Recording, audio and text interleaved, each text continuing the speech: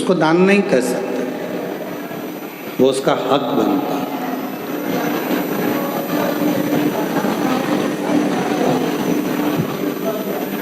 कोई कहता है कि हमने हमारे परिवार के व्यक्ति को दिया, दान दिया, वो दान नहीं कहलाता।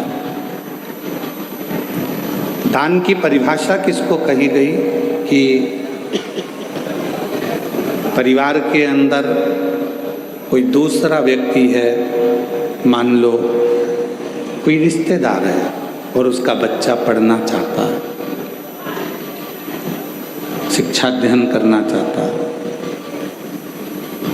उसको चिकित्सा की जरूरत है, आपने उसके लिए कोई सहयोग करा, वो दान की गिनती न करें, उसको दान कहा जाएगा कि वो। अब ऐसे तो लोग कह देते हैं कि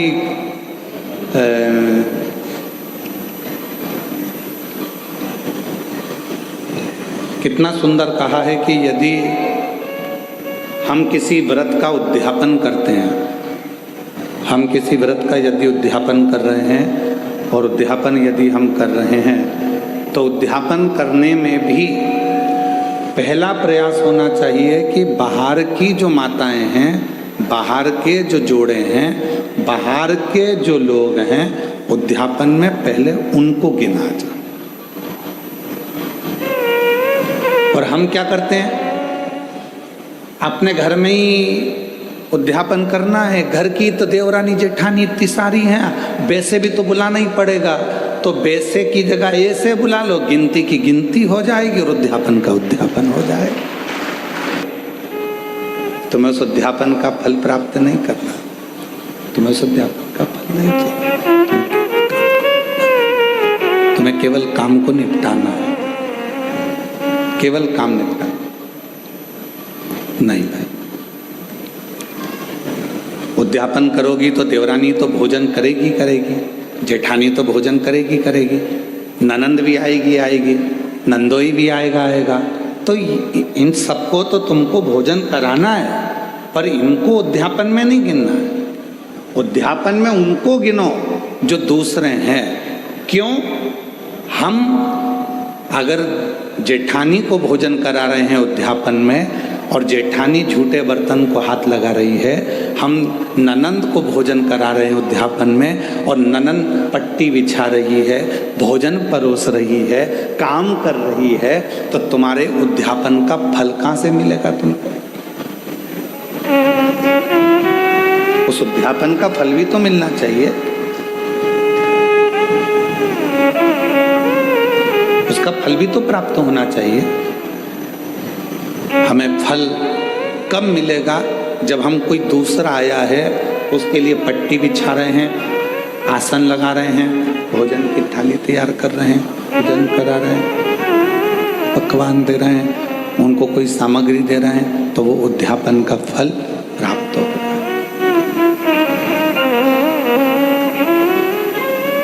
वो लेकर गया, यहाँ से थोड़ा आपने कुछ दिया, उसको कलश दे दिया, तुमने कोई सुहाग की सामग्री दे दी, कोई चूड़ी दे दी, कोई बिछी, कोई ब्लाउज पीस दिया, कोई तुमने उसको साड़ी दी या कोई सामान,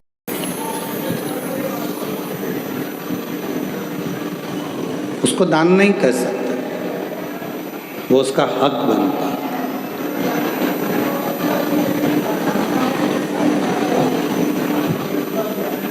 कोई कहता है कि हमने हमारे परिवार के व्यक्ति को दिया, दान दिया, वो दान नहीं कहलाता। दान की परिभाषा किसको कही गई कि परिवार के अंदर कोई दूसरा व्यक्ति है, मान लो कोई रिश्तेदार है और उसका बच्चा पढ़ना चाहता है, शिक्षा अध्ययन करना चाहता है,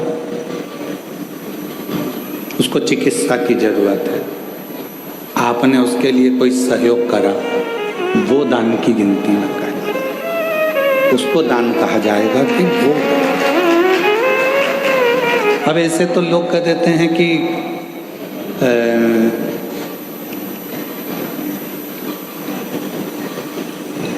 कितना सुंदर कहा है कि यदि हम किसी व्रत का उद्यापन करते हैं, हम किसी व्रत का यदि उद्यापन कर रहे हैं और उद्यापन यदि हम कर रहे हैं तो उद्यापन करने में भी पहला प्रयास होना चाहिए कि बाहर की जो माताएं हैं, बाहर के जो जोड़े हैं, बाहर के जो लोग हैं, उद्यापन में पहले उनको गिना जाए। और हम क्या करते हैं, अपने घर में ही उद्यापन करना है। घर की तो देवरानी जेठानी इतनी सारी हैं, वैसे भी तो बुलाना ही पड़ेगा, तो वैसे की जगह ऐसे बुला लो, गिनती की गिनती हो जाएगी और उद्यापन का उद्यापन हो जाएगा। आना है केवल काम निपटा नहीं भाई। उद्यापन करोगी तो देवरानी तो भोजन करेगी करेगी, जेठानी तो भोजन करेगी करेगी, ननंद भी आएगी आएगी, नंदोई भी आएगा आएगा, तो इन सबको तो तुमको भोजन कराना है, पर इनको उद्यापन में नहीं गिनना है। उद्यापन में उनको गिनो जो दूसरे हैं। क्यों? हम अगर जेठानी को भोजन करा रहे हैं उद्यापन में और जेठानी झूठे बर्तन को हाथ लगा रही है, हम ननंद को भोजन करा रहे हैं उद्यापन में और ननंद पट्टी बिछा रही है, भोजन परोस रही है, काम कर रही है, तो तुम्हारे उद्यापन का फल कहाँ से मिलेगा तुमको? उस उद्यापन का फल भी तो मिलना चाहिए, उसका फल भी तो प्राप्त होना चाहिए। हमें फल कब मिलेगा? जब हम कोई दूसरा आया है उसके लिए पट्टी बिछा रहे हैं, आसन लगा रहे हैं, भोजन की थाली तैयार कर रहे हैं, भोजन करा रहे हैं, पकवान दे रहे हैं, उनको कोई सामग्री दे रहे हैं, तो वो उद्यापन का फल प्राप्त होगा।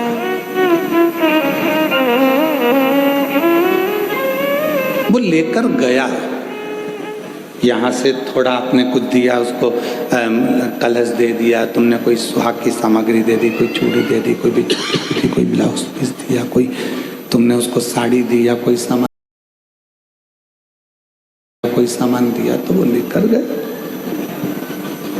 वो लेकर पहुंचा, तो वो उद्यापन है। अब तुमको मालूम है कि अगर मैं उद्यापन करूंगी तो मुझे ननंद को तो बुलाना पड़ेगा, मम्मी नहीं मानेंगी। तुमको मालूम है कि मैं उद्यापन करूंगी तो मुझे जेठानी को तो बुलाना ही पड़ेगा, देवरानी को तो बुलाना ही पड़ेगा, जेठानी को बुलाना ही पड़ेगा, मानेंगे नहीं घर के लोग। तो क्यों ना उनको भी उद्यापन में जोड़े में गिन लूं, और तुमने उनको भी उद्यापन के जोड़े में गिन लिया और विचार करा, मेरे 16 जोड़े पूरे हो गए, मेरे 16 सोमवार का उद्यापन हो गया, अब भगवान शंकर मुझे फल देंगे। शंकर जी सोचे, जितनी चतुर तू है उससे चौगुना चतुर मैं हूं।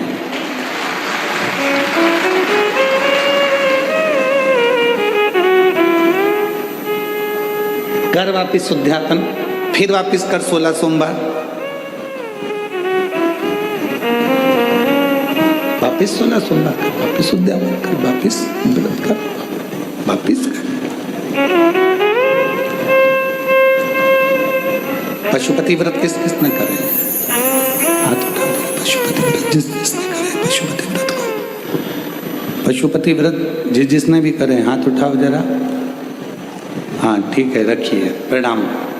हम भी करें, ठीक है, हम भी हाथ उठाए, हमने भी करा। और हमारी धर्म पत्नी, ऐसा कोई महीना नहीं जाता होगा जिस महीने में एक बार पूरे 5 पशुपति व्रत नहीं कर लेती है। उसका नियम है, वो व्रत महीना 2 महीना में, 2 महीना 3 महीना में पशुपति व्रत करती रहती, करती। पशुपति व्रत में कई माताएं कहती है, गुरुजी आपने कहा कि आखिरी में जिस दिन पशुपति व्रत का उद्यापन होता है उस दिन एक श्रीफल भगवान शंकर को भेंट के साथ में चढ़ा देना चाहिए, भेंट के साथ में रख देना चाहिए। इसका मतलब क्या है? इसका महत्व क्या है? इसका मतलब क्या होगा? इसका महत्व क्या होगा? क्या होगा? तो वो पशुपति नाथ है, उसको पशुपति नाथ कहते हैं। और वो पशुपति नाथ है। पूरे 5 व्रत में हमने मान लो कोई गलती करी हो, 5 व्रत में हमने भगवान को शीश नहीं झुकाया हो, 5 व्रत में हमने भगवान को नमन ना करा हो, तो ये जो श्रीफल है, जो ये श्रीफल, जो ये नारियल है, ये शीश का काम करता है। श्रीफल नारियल शीश का काम करता है। और ये श्रीफल नारियल हम भगवान शंकर को देते हैं। ये श्रीफल नारियल भगवान शंकर को देते हैं, प्रदान करते हैं। शंभो शंभो शंभो शंभो शंभो।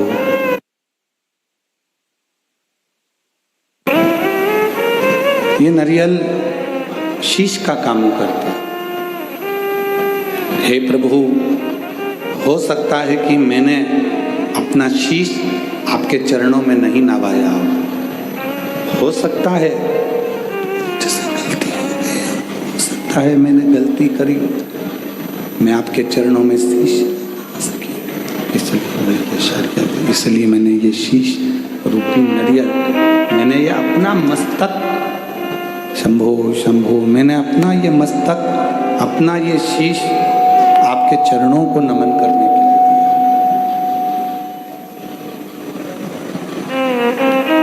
ये आपके चरणों में मैंने छोड़ दिया और अब सौंप दिया इस जीवन का सब भार तुम्हारे हाथों में। अब सौंप दिया इस जीवन का सब भार तुम्हारे हाथों में। है हार तुम्हारे हाथों में और जीत तुम्हारे हाथों में। है हार तुम्हारे हाथों में और जीत तुम्हारे। इस जीवन का सारा भार हमने परमात्मा के चरणों में सौंप दिया। श्रीफल देना मतलब परमात्मा के चरणों में सब कुछ सौंप देना, उनके चरणों में छोड़ देना।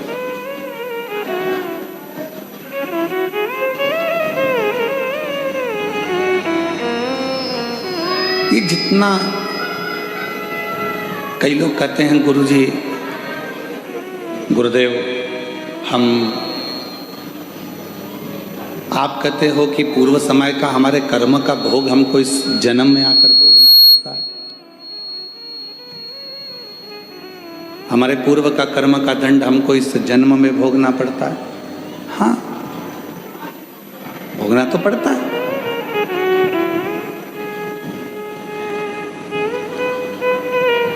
पहले जब हम छोटे थे,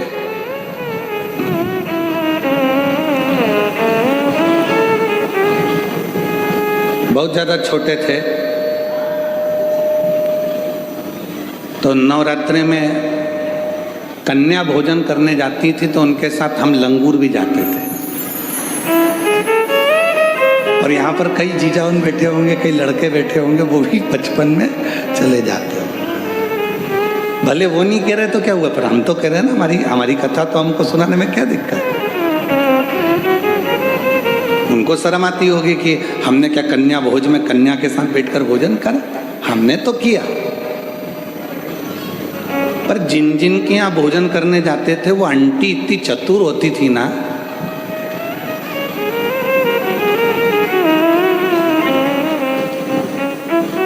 पूड़ी बनाती, हलवा बनाती, सब्जी बनाती।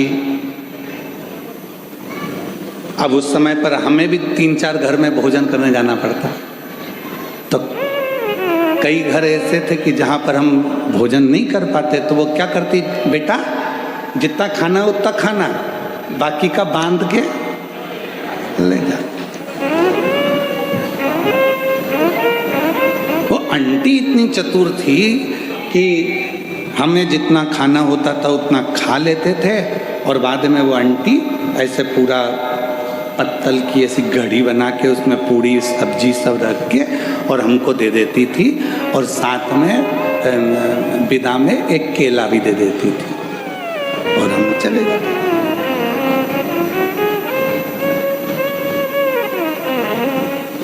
उस समय का देवी जी के समय पर जो हमने कन्या भोज में भोज करा और जो पत्तल लेकर आए, आज समझ में आता है कि उनके घर में हम पूरा नहीं खा सके तो उसने पत्तल में बांध कर दे दिया। उसी तरह ऊपर भी हमारा कर्म का दंड हम पूर्व जन्म का नहीं भोग सके तो उसने हमारे जन्म के साथ पत्तल में बांध कर अभी दे दिया।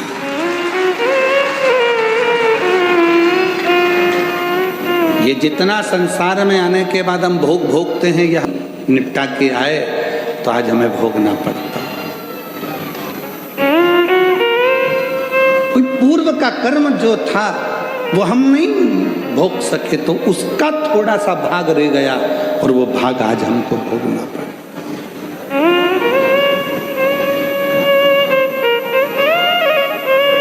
और कोई पिछले जन्म के अच्छे कर्म मुझे तेरा साथ मिला।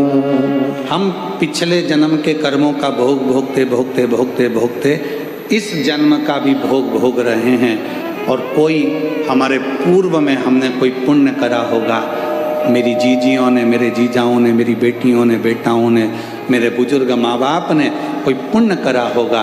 उस पुण्य का फल ये मिला कि बड़ौदा में शिव पुराण की कथा हुई और उस पंडाल में अपन जाकर बैठे। ये पूर्व का पुण्य है, पूर्व का पुण्य। कोई अच्छा कर्म हमारी जिंदगी में हमने करा होगा तो वो हमारे सामने आकर प्रकट होगा।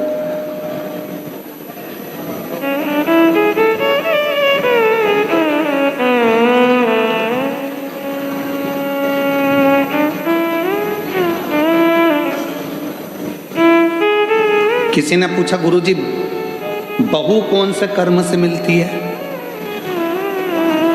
हमने कहा गाय को रोटी खिलाने से। अच्छा, हाँ, पूर्व जन्म में गाय तुम्हारे दरवाजे पर आती थी, तुम्हारे दरवाजे पर खड़ी रहती थी रोटी के लिए, तुम रोटी लाकर देती थी, वो खा लेती थी। दूसरी बार फिर आती थी, तुम रोटी नहीं देती थी, घर के लोग कहते थे देते, अभी तो दी थी, अभी तो दी थी, और उसको डंडा उठाकर चिल्लाकर भगा देते। बस वो ही गाय तेरे घर बहू बन के आई। सुबह की चाय दे देती है बहुत अच्छे से, दिन की मांग के दे, मांग के। अरे मम्मी अब भी तो पी थी तुमने, सबकी चाय बनाऊंगी तो क्या तुम्हारी भी बनाऊंगी? ये तो अब भी सर्विस से आए, नौकरी से आए, इनकी बनाऊं कि तुम्हारी बनाऊं? बस अगर उस समय पर रोटी 2 बार भी दे देती तो 2 बार चाय भी मिल जाती। 2 बार पूर्व कर्म, पिछला हिसाब बना।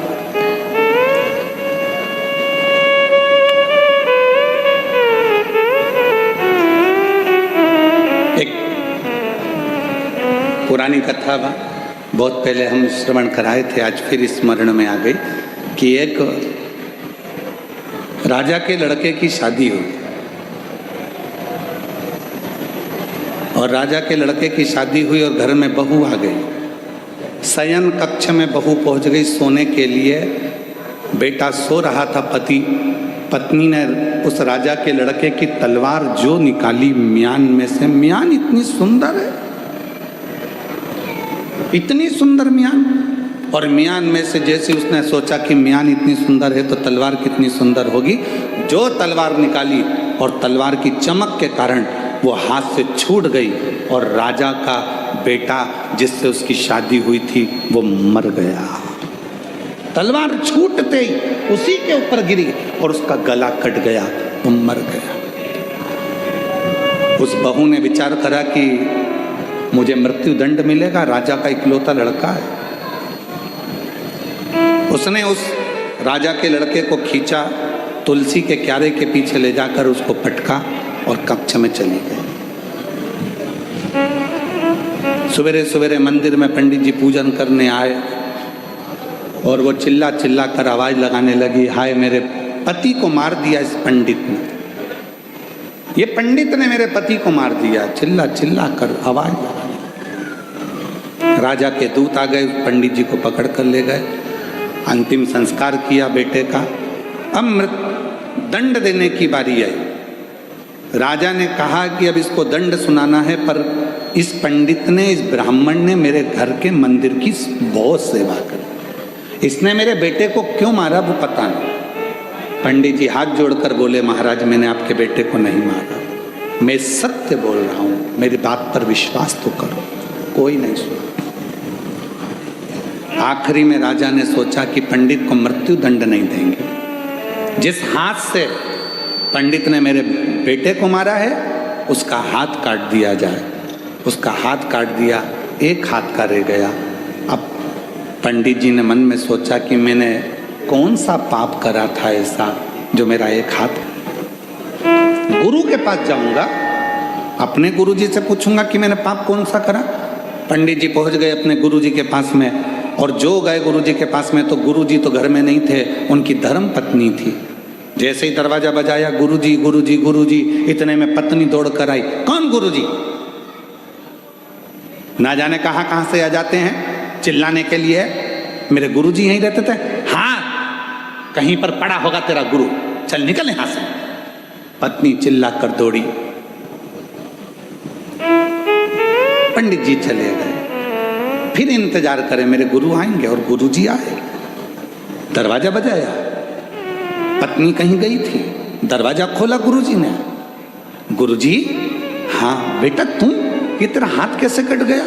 वही तो पूछने आया हूं गुरुजी कि मैंने कौन सा पाप करा था जो मेरा हाथ कट गया। मैंने तो राजा के लड़के को मारा भी नहीं और मुझे ये दंड मिल गया। पर गुरुजी मैं इस सब बात में पूछूंगा, पहले मेरा एक प्रश्न है उसका उत्तर दीजिए। गुरुजी ने पूछा, कौन सा प्रश्न? गुरुजी, मैं सुबह आया था, दरवाजा बजाया था, आपकी धर्म पत्नी ने मुझे खूब गाली सुनाई और आपको भी सुनाई। मेरा कर्म दंड बाद में बताना, पहले ये बताओ कि आपका पूर्व का कौन सा कर्म था जो ऐसी मिली है? ये मिली आपको, आप तो इतने विद्वान पंडित जी, इतने विद्वान गुरुजी, और आपकी पत्नी ऐसी मिली है। तब गुरुजी ने कहा, देख बेटा, ये मेरे पूर्व जन्म की बात है। पूर्व जन्म में ये गधी थी, मैं कौवा था। इस गधी की पीठ पर वजन ढोते ढोते ढोते ढोते घाव हो गया था। घाव के कारण एक फोड़ा हो गया था।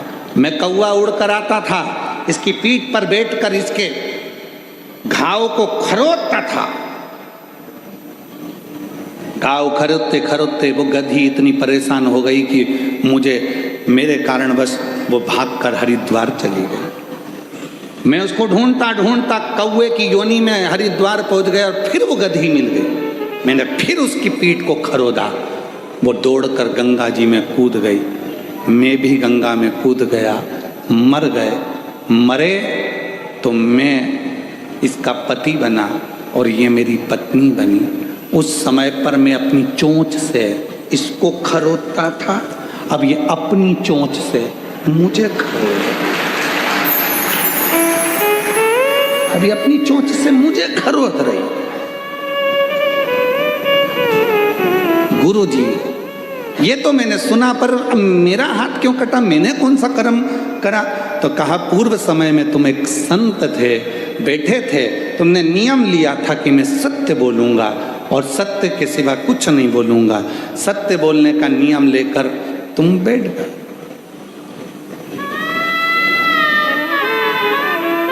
और उसी समय पर एक कसाई के हाथ से गाय छूटकर भागी। छूट कर भागी। तुम तप कर रहे थे, गाय तुम्हारे सामने से निकल गई। कसाई ने आकर तुमसे पूछा, तुमने मेरी गाय देखी है? तुम्हें सत्य बोलना था, सत्य बोलना था, तो तुम तप में लगे थे, तुम झूठ नहीं बोल सकते थे, इसलिए तुमने अपने हाथ का इशारा उस गाय की ओर कर दिया। कसाई गया, गाय पकड़ी, उसको मार दिया। जो कसाई था वो राजा का लड़का बना, जो गाय थी वो बहू बनी, और उस कसाई ने उस गाय को काटा था तो उस बहू के हाथ से तलवार छूटी और वो कसाई जो राजा का लड़का बना था उसको कटना पड़ा। और तूने हाथ का इशारा कर कर बताया था गाय का स्थान, इसलिए तेरा यह हाथ कटा है, इसलिए तेरा हाथ। कोई पूर्व का कर्म हमारा ऐसा होता है जिसको हमें भोगना होता। कई लोग कह देते हैं हम मंदिर जाते हैं इसके बाद भी हमें दुख पीछा नहीं छोड़ता, हम भगवान का भजन करते हैं फिर भी दुख पीछा नहीं छोड़ता। हमारा पूर्व का हम जो कर कर आए हैं वो तो हम जो वहाँ पर भोजन नहीं कर पाए तो पत्तल बांध कर लाए हैं, वो तो खाना पड़ेगा। वो तो लाए हो ना बांध कर, तो उसको तो भोगना ही है। So every year around this time I sit down with one person whose work I genuinely trust, and that is अच्छे कर्म कर कर। जब हम कुछ अच्छा कर्म करना प्रारंभ करते हैं तो हमारा कर्म श्रेष्ठ होते चले जाता। महाराज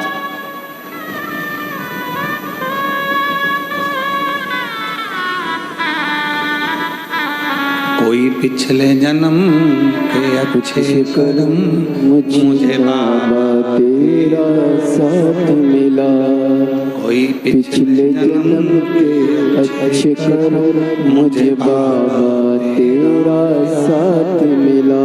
जहाँ सारी दुनिया झुकती है, जहाँ सारी दुनिया झुकती है, मुझे आई दरबार मिला, दरबार मिला। कोई पिछले जन्म के अच्छे कर्म मुझे बाबा तेरा साथ मिला। कोई पूर्व का कर्म होगा जो हम भोग रहे हैं। इसीलिए शिव महापुराण की कथा कहती है अपने बच्चों को मंदिर जाने की आदत डालो, अपने बच्चों को एक लोटा जल ले जाकर शिव मंदिर में भेजो, अपने घर के एक एक बच्चे को शिवालय तक भेजने का प्रयास करो। क्यों? हम तो खैर वो नहीं पहनते जो तुम लोग ये शर्ट पहनते हो बटन वाली, हम नहीं पहनते हैं। हम तो ये बांधने वाली पहनते हैं, ढीली हो जाए तो कस लो।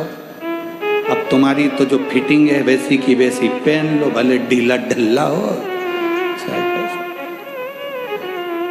पर जितने लोग भी वो कमीज पहनते हैं, वो शर्ट पहनते हैं, वो बटन वाली शर्ट पहनते हैं, उनको मालूम है अगर एक बटन ऊपर की ही गड़बड़ हो गई तो नीचे तक सारी बटन बोलो बोलो जम के गड़बड़ रही। एक बटन अगर सही लग गई तो जितनी भी बटन है वो सब सही हो जाएगी। एक बटन अगर आड़ी टेढ़ी हो गई तो सारी बटन आड़ी टेढ़ी हो गई। उसी तरह यदि बचपन आड़ा टेढ़ा हो गया तो जवानी अधेड़ी और बुढ़ापा भी आड़ा टेढ़ा हो गया। बटन पहले नंबर की अगर सही है तो बाकी की बटन भी सब सही, सब सही।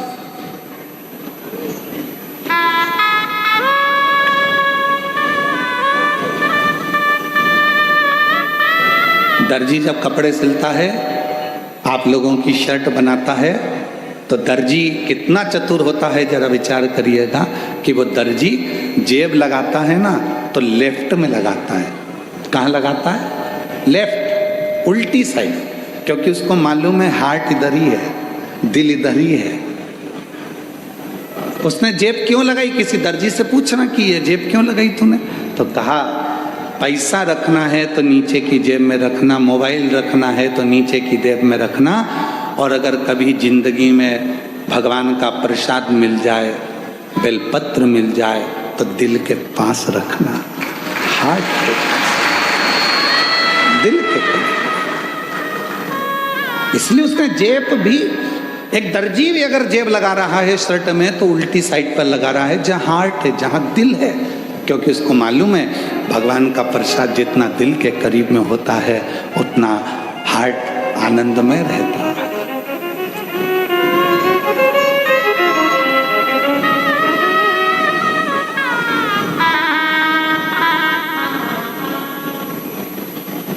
पर दुनिया के लोग ना जाने क्या आज के समय में लोगों को हो गया, परेशानी अपने माथे पर लेते जाते हैं। जरा जरा से बच्चे कह देते हैं मैं पढ़ाई से परेशान हूं। लड़कों से पूछो तो, उनकी माओं से पूछो तो कि बच्चों के विवाह से परेशान हूं। पति से पूछो तो कि पत्नी से परेशान हूं। पत्नी से पूछो तो ये बेहरू से परेशान हूं, पति से। माँ से पूछो तो कि बच्चों से परेशान हूं।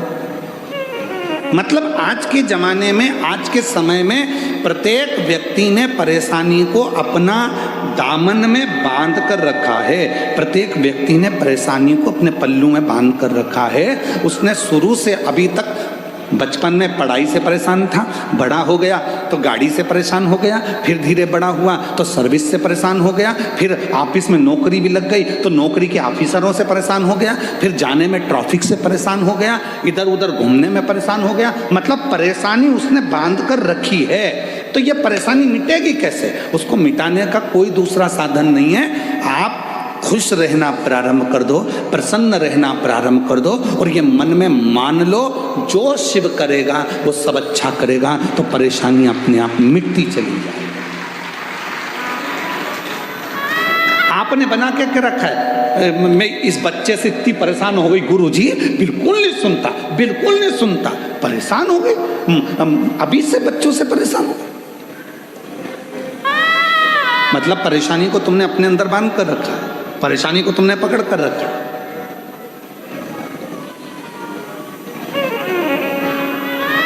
यहाँ आज कथा में सूरत में जिन्होंने कथा करवाई थी, सम्राट भाई पाटिल आए हुए हैं। कहाँ बैठे? अच्छा, पहली कथा जो सूरत में कराई थी आपने, बड़ी सुंदर कथा कराई। एक बार जोरदार ताली बजाकर आपको बहुत बहुत साधुवाद। विराज, जब हम इनके यहाँ ठहरे थे तो सम्राट भाई बोले कि गुरुजी इतनी भीड़ सूरत में आ गई है, बड़ा सोचना पड़ रहा है। हमने कहा बिल्कुल मत सोचो और ना परेशान हो, ना तुमने बुलाया है ना तुम बुला सकते हो। ये तो उसका डमरू बजता है तो कोई चल कर आता है। अन्नी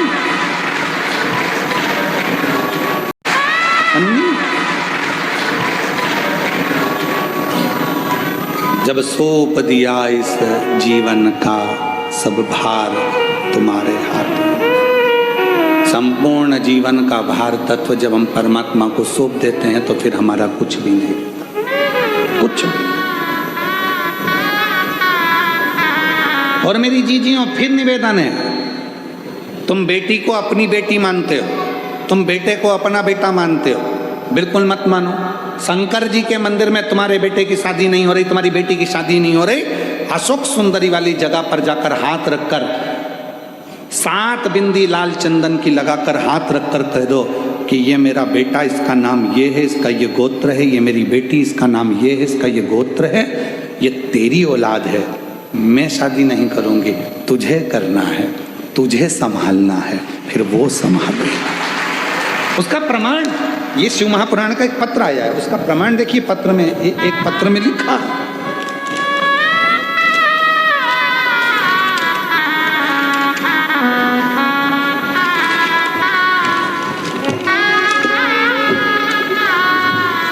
पत्र में लिखा, सीमा दिलीप ढकाते, प्लाट नंबर 296, द्वारकेश नगर, सूरत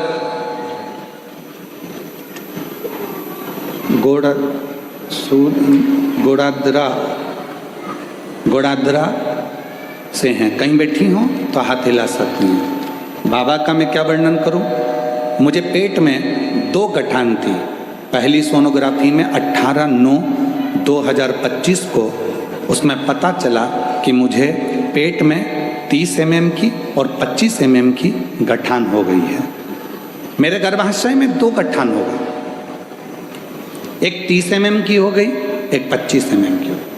उसके बाद डॉक्टर ने ऑपरेशन का कह दिया, पर मन नहीं करा कि ऑपरेशन कराऊं, क्योंकि डॉक्टर बोले थे ये गठान जांच के लिए जाएगी, उसमें क्या आएगा। बहुत रोई मैं गुरुदेव।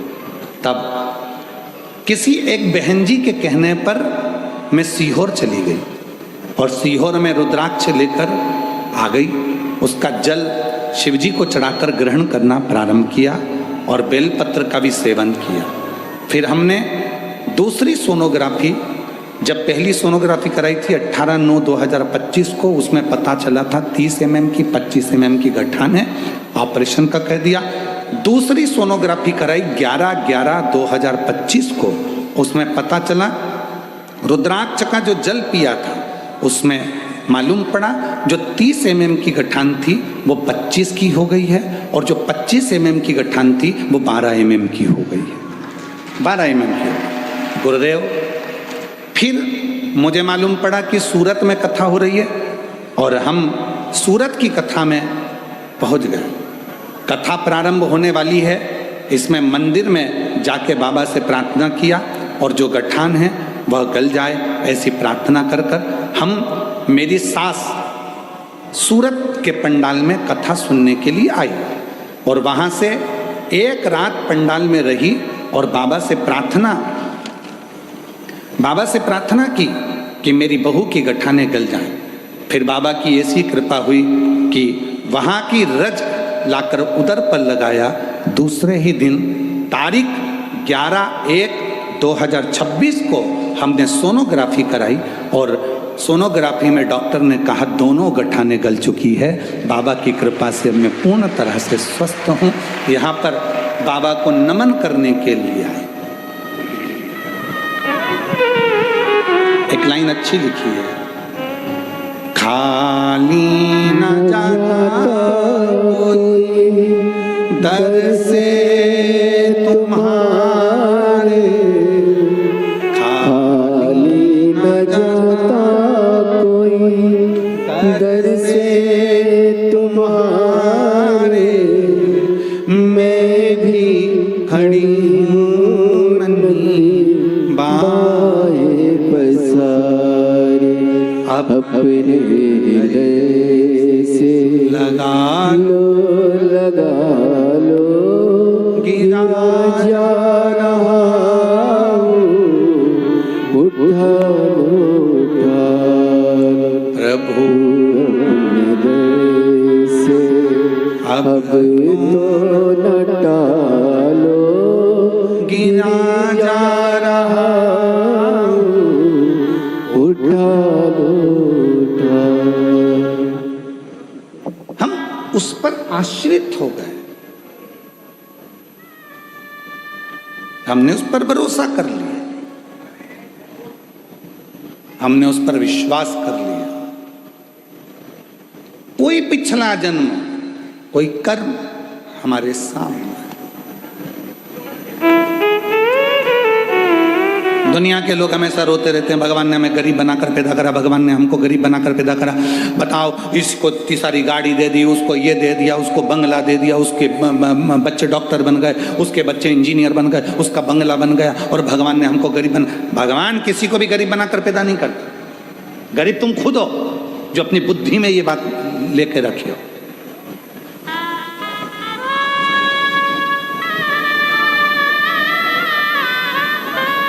हम ढलना नहीं सीख रहे।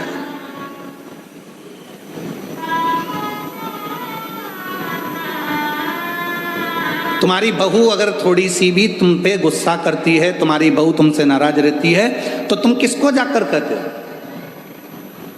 किसको जाकर कहते हो? उसके पिताजी को कहेंगे, उसके रिश्तेदार को कहेंगे, अपनी बेटी को फोन लगा के तेरी भाभी रत्ती भर अच्छी नहीं है, अरे ऐसा काम करी, तेरे भैया की पत्नी ने ऐसा काम करा, और वो आकर खड़ी हो जाती है तो तुम एकदम चुप। सीखो। चलो एक बात हम तुमसे पूछते हैं, उत्तर देना जरा। तुम्हारे यहां की लाइट चली गई, नगर पालिका को फोन लगाओगे? जम के बोलो। पीडब्ल्यूडी को फोन लगाओगे? जम के बोलो। जल मंत्री को फोन लगाओगे? जम के बोलो। नहीं। फोन कहाँ लगाओगे? विद्युत विभाग में। एमपीवी को फोन लगाओगे, जो विद्युत विभाग है उस विभाग को फोन लगाओगे। बोलो सही है कि गलत है? पीएचई को फोन लगा कर क्या करोगे? नगर निगम को फोन लगा कर क्या करोगे? विधायक को फोन लगा कर क्या करोगे? पार्षद को फोन लगा कर क्या करोगे? फोन लगाना पड़ेगा कि बिल के ऊपर नंबर लिख कर दिया जाता है, अगर लाइट में कुछ गड़बड़ी हो, लाइट नहीं आए तो विद्युत विभाग को फोन करो। हाँ, तुम्हारी नाली साफ नहीं हो रही है तो किसको फोन लगाओगे? विद्युत विभाग को। फोन लगाना पड़ेगा नगर निगम को, नगर पालिका को। तुम्हारे घर पानी नहीं आ रहा, फोन लगाना पड़ेगा पीएचई को, जल विभाग को। अब तुम लाइट गई, नगर पालिका को फोन लगा रहे हो, नाली खराब है, विद्युत विभाग को फोन लगा रहे हो, तो वो सुधरने वाली नहीं है। उसी तरह यदि गलती बहना बंद कर दो, एक कमरे में बैठकर बहू से बात करो। नगर पालिका की गलती है तो नगर पालिका से कहो, विद्युत विभाग की गलती है तो विद्युत विभाग से कहो, बेटे की गलती है तो बेटे को बुलाकर बात करो। पर जगह जगह जगह जगह फोन लगा रहे हो, साहब हमारी लाइट चली गई, साहब हमारी लाइट चली गई, साहब हमारी बहू ने ये कर दिया, साहब हमारी बहू ने वो कर दिया, तो दुनिया करेगी क्या? याद रखना, शादी में 1000 व्यक्ति को बुलाओ, वो 1000 खाकर जाएंगे, पर जब तुम्हारे घर में उत्पात मचेगा, बहू बेटे का झगड़ा होगा, वो 1000 में से एक को भी बुलाकर बैठा दो। जो तुम्हारे यहाँ 200-200 की 500-500 की थाली खाकर गए हैं, प्लेट निपटा कर गए हैं, गाजर का हलवा, चम्मक लड्डू, कुल्फी, गुड़िया का बाल, सब खा के चले गए। अब घर में धमाल मच रहा है। मैं मेरे मामा जी को बुलाता हूँ, अभी बताता हूँ, उसके रिश्तेदार को बुलाता हूँ, अभी बताता हूँ। सब फोन लगाते रहना, कुछ नहीं होगा, कोई नहीं आएगा। आखिरी में तुम्हारा झगड़ा तुमको ही मिटाना पड़ेगा। इसलिए नगर पालिका की गलती है तो नगर पालिका से कहो, विद्युत विभाग की गलती है तो विद्युत विभाग से कहो। उसी तरह बेटे की गलती है, बेटे को कमरे में बुला, समझाओ। बहू की गलती है, बहू से कहो। अब बहू की बात पड़ोसन से करी, अड़ोसन से करी, धड़ोसन से करी, जो घर में मिलने आए, मौसी आए उससे, नानी आए उससे, सबसे कहती फिर रही है और सोचे कि नगर पालिका का काम विद्युत विभाग करेगा। बिल्कुल नहीं करेगा। समझ में तो आ रही है ना कथा?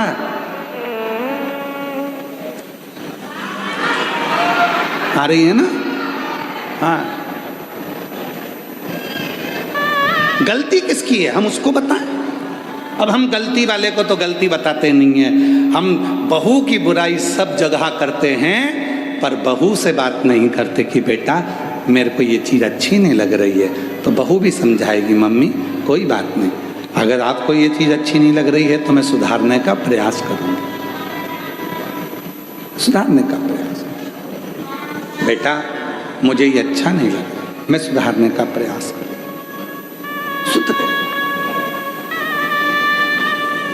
शिव कथा कर रही है, भगवान शंकर का चरित्र कर रहा है, शिव महापुराण की कथा कर रही है, देवादिदेव महादेव का चरित्र कर रहा है। ध्यान देना, जिस समय पर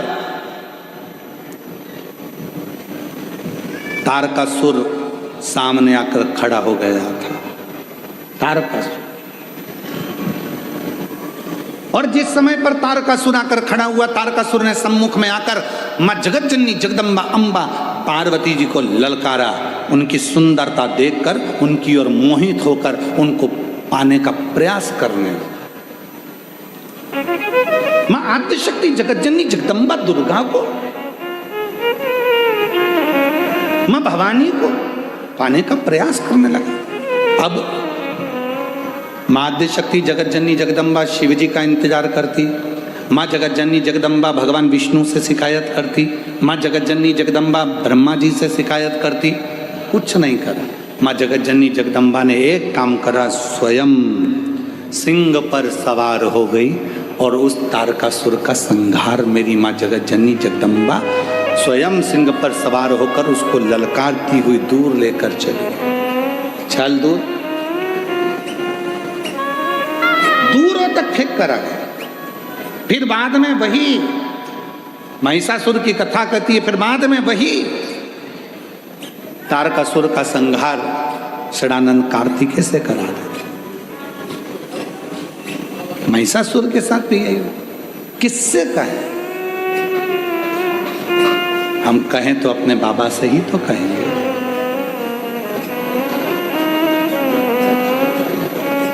और तेरा ही दिया मैंने खाया पिया है, तेरा शुक्रिया है, तेरा शुक्रिया है।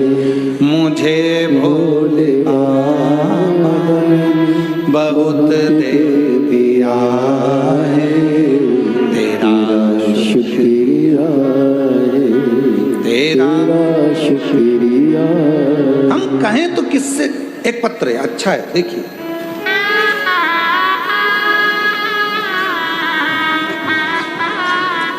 गुरुजी, मेरा नाम अनीता है, मैं बड़ौदा गुजरात में रहती हूँ। मेरी बेटी को ऑटिज्म एक बीमारी होती है जिसमें दिमाग विकास नहीं कर पाता, बहुत कम दिमाग होता है, हाइपर हो जाती है, सामान फेंक देती है, सामान तोड़ देती है, उसके हाथ में जो आता है वो फेंक देती है, तोड़ फोड़ कर देती है, कोई समझ में नहीं आया। डॉक्टर ने कहा कि ये ऐसी कैसी ही रहेगी। ना खुद से खाना खा पाती थी और ना स्वयं जल पी पाती थी, शुद्ध नहीं थी। कहाँ क्या करना है इसकी भी उसको शुद्ध नहीं रहती थी। एक ऑटिज्म बीमारी। कहीं बैठी हो बेटी, अगर आए हो, मेरा नाम अनीता है, मैं बड़ोदरा की रहने वाली हूँ, कहीं बैठी हो तो आ सकती हैं एक बेलपत्र लेने के लिए। उसमें उसे शुद्ध नहीं रहती थी, ना वो खुद खाना खा सकती है, ना पानी पी सकती है, तोड़ फोड़ करती है, हाइपर है, समझ में नहीं आता था क्या करें। तब डॉक्टरों का खूब इलाज कराया पर कोई उसका हल नहीं निकला। डॉक्टर क्या करते थे, नींद की दवा दे देते थे, वो सोती रहती थी, पड़ी रहती थी, हम बड़े दुखी रहते थे। फिर मुझे किसी ने आपकी कथा के बारे में बताया, मैंने आपकी कथा सुनी जिसमें आपने रुद्राक्ष के जल का वर्णन किया था। फिर हमने सीहोर में रुद्राक्ष मंगाया और उसका जल पिलाना शुरू किया और आपकी कथा सुनना प्रारंभ किया। तब से मेरी बेटी थोड़ी शांत हो गई, स्वयं अपना काम करने लगी। और गुरुजी बाबा की ऐसी कृपा है कि अब वो कथा भी सुनती है और बैठती उठती, अपना खाती और अपना कार्य कर लेती है। ये शिव की उसको ऑटिज्म की बीमारी, जिसमें उसकी सुध नहीं है, जिसमें उसका विवेक काम नहीं करता, ना भोजन कर सकती है, ना पानी पी सकती है, गंदगी का भी स्मरण नहीं आता, कहाँ मलमूत्र का त्याग करना है, स्मरण नहीं रह पाता।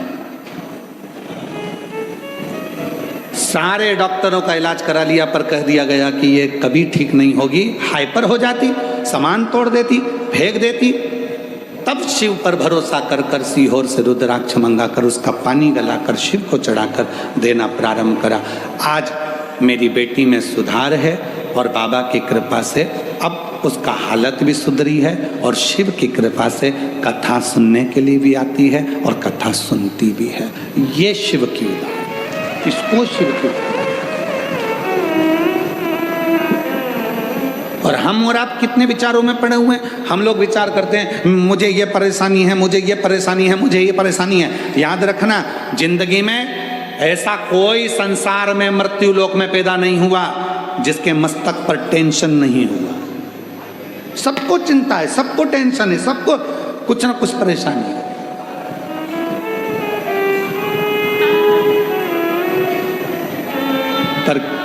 क्या कहें, किसको कहें?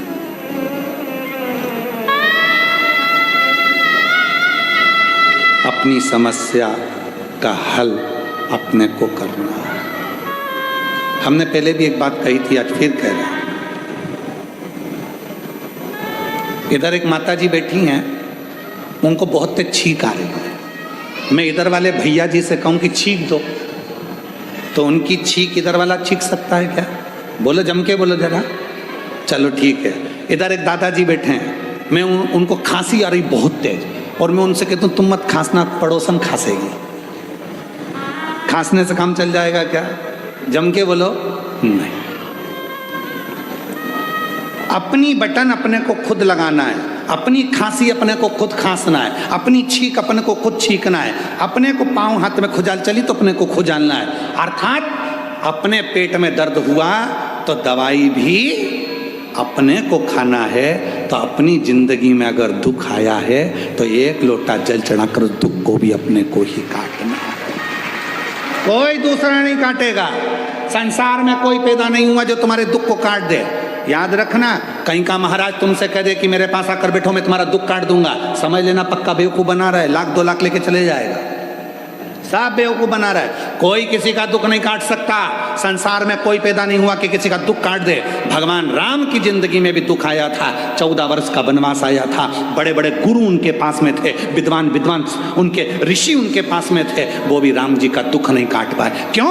राम जी ने पूछा, मेरी जिंदगी में दुख आया, सीता मैया की जीवन में दुख आया था, इतने बड़े बड़े उनके पिता जनक जैसे विद्वान थे, तो दुख का नहीं काट पाए। क्यों? क्योंकि जो हमारे पिछले कर्म का भोग है वो हमको खुद भोगना पड़ेगा, अपना दुख खुद को काटना पड़ेगा, कोई नहीं काटेगा। सारी समस्या का हल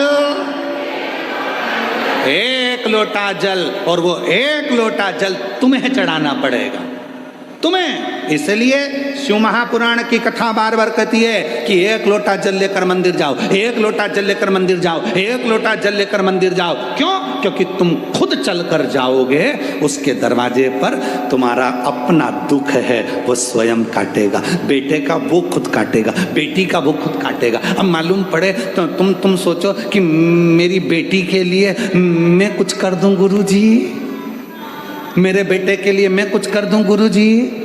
जिसके कर्म का जिसको भोगना, और अगर किसी के करने से हो सकता है तो करके देखो।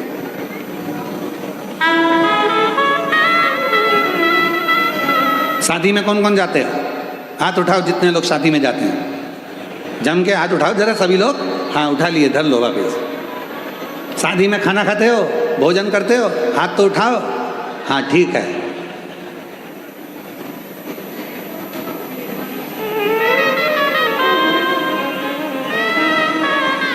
एक ही प्लेट में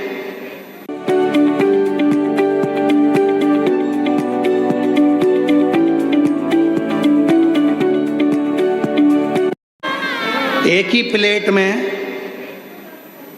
प्लेट में एक ही गुलाब जामुन की कटोरी, एक ही गाजर के हलवे की कटोरी, उसमें दोनों पति पत्नी खा लेते हो? जम के तो बोलो नहीं। गाजर का हलवा दोनों को अलग अलग खाना है। समोसा पति भी खाएगा, पत्नी भी खाएगी, इसकी प्लेट अलग, इसकी प्लेट अलग। ये खाएगा, इसका पेट भराएगा, वो खाएगी, उसका पेट भराएगा। तो मंदिर भी सबको जाना चाहिए। पर कई लोग विचार में रहे, गुरुजी जब दान करने का नंबर आता है, कहीं 150 रुपए चढ़ाना होते हैं, तो माताएं सिर पे पल्लू लेके पति को टच कर लेती है। टच।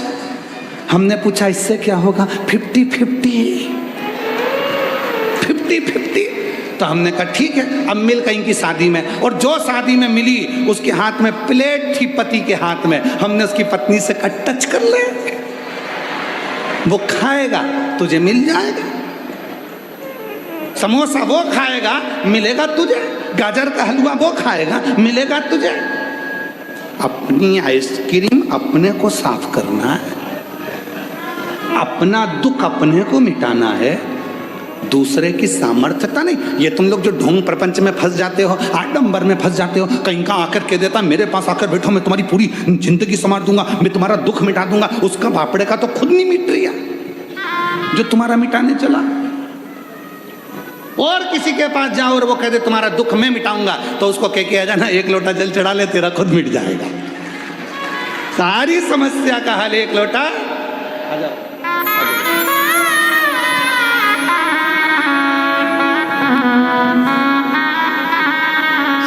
तेरा ही दिया मैंने, खाया पिया है, तेरा शुक्रिया है। यही बेटी है और बहुत हाइपर रहती थी, बहुत ज़्यादा अपना भोजन भी ना कर पाती थी, पानी भी ना पी पाती थी।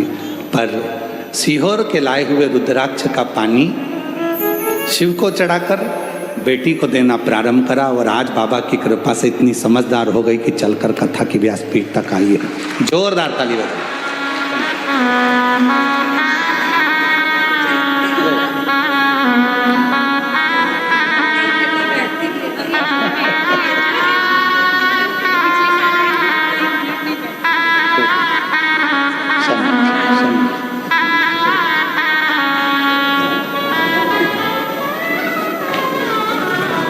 तेरी कृपा बिना ना हिले एक भी, लेते हैं श्वास तेरी कृपा से तनु।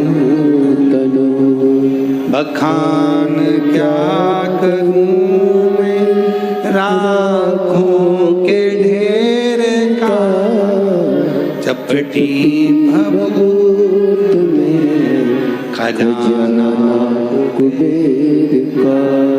हे गंगाधाम मुक्ति द्वार ओंकार तू, भोले ओंकार तू।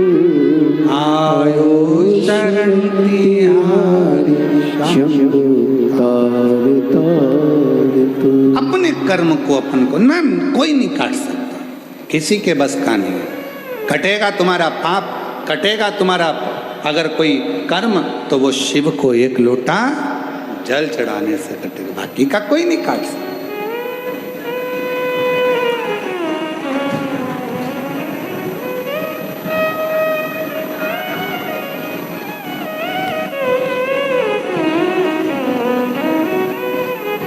वो कहते हैं ना, कभी चूके ना कोई चूके ना, कोई चूके ना, कोई चूके ना, कोई चूके ना, कोई तेरा काम रे। भजले गौरापति को, चूके ना कोई तेरा काम रे। भजले गौरापति कब चूके ना कोई तेरा काम रे। भजले गौरापति को, चूके ना कोई तेरा काम रे।